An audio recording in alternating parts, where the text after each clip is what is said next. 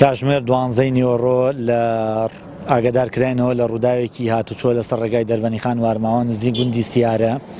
پاش گەیشتمان بە شوێنی ڕووداوەکە بینیمان پێکدادانی نێوان دوو ئۆتۆمبیلێکی بار هەڵگر لە چۆری مانی فلات کە حاوی لەسەرە و ئۆتۆمبیلی مقابلی کە ئۆتۆمبیلێکی نیسانی پاسە کە 25 نەفەریتیا بووە لە کەلارەوە بە سلێمانی ڕۆیشتووە.